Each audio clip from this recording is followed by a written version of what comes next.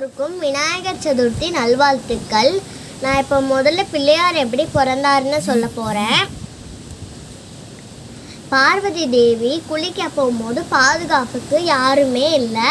அதனால குளிக்க வச்சிருந்த மஞ்சளை எடுத்து பிடிச்சாங்க. அப்போ தான் பிள்ளையார் வந்தார். அப்போது பிள்ளையார்கிட்ட பார்வதி தேவி சொன்னாங்க, யாரையும் உள்ளே விடாதுன்னு சொல்லிட்டு குளிக்க போனாங்க.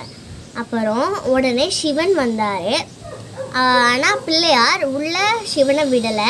அதனால கோபமான சிவன் பிள்ளையாரோட தலையை வெட்டிட்டார். உடனே பார்வதி தேவி வந்து பார்த்ததும்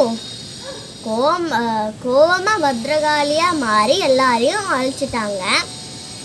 உடனே சிவன் வந்து தேவர்கள்ட்ட சொன்னார், வட திசையில் யார் படுத்திருக்காங்களோ அவங்களோட தலையை வெட்டிட்டு வாங்க அப்படின்னு சொல்லிட்டாரு. உடனே தேவர்களும் போய் பார்த்தாங்க.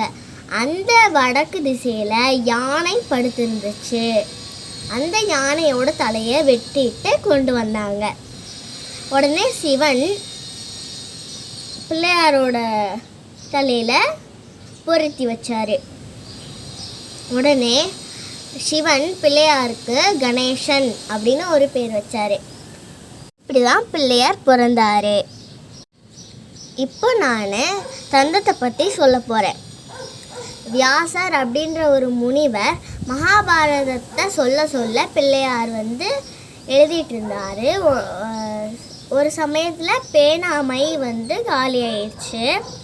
உடனே பிள்ளையார் தன் தந்தத்தை உடைச்சி எழுதினார். அதனால தான் பிள்ளையாருக்கு ஒரு தந்தம் உடைஞ்சிருக்கு. இப்போ நான் பிள்ளையாரோட வயிறு ஏன் பெருசாக இருக்குன்னு சொல்ல போகிறேன்.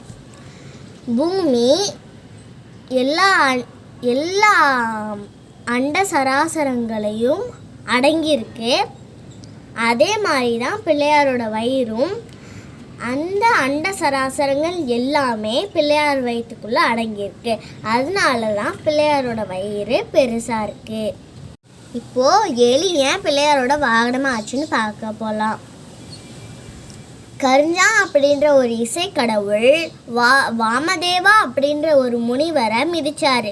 உடனே கோபமான வாமதேவா முனிவர் கரிஞ்சாவுக்கு நீ எலியா மாறின்னு சாப விட்டார். உடனே அந்த கரிஞ்சான் எலியா மாறி பெரிய எலியா மாறி எல்லாரையும் துன்புறுத்துச்சு.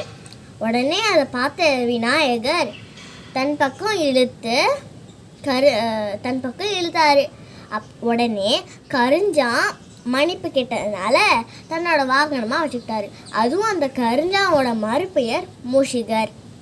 இப்போ நம்ம பூர்ண கொழுக்கட்டை ஏன் பிள்ளையாருக்கு வச்சு வேண்டுறோன்னு பார்க்கலாம். நம்ம எல்லாரும் வேண்டுறது சக்தி. அந்த சக்தியை மறைக்கிறது மாயை. வெளியில் இருக்கிறது மாயை. வெளியில் இருக்கிற மாவு அந்த மாயை. உள்ளே இருக்கிற பூரணம் சக்தி. அப்போது அந்த பரிபூர்ணம் கிடைக்கணுன்னா அந்த பூர்ண கொழுக்கட்டை செஞ்சு விநாயகருக்கு வேண்டலாம். அது மட்டும் இல்லாமல் விநாயகர் தன் அப்பா அம்மா தான் தன் உலகம்னே சொல்லி சுற்றி வந்து மாம்பழம் வாங்கின கதையை நீங்கள் மறந்துருக்க மாட்டீங்க. அப்போது உங்கள் அப்பா அம்மாவை மதித்து சகல சௌபாக்கியம் பெறுங்கள். நன்றி, வணக்கம்.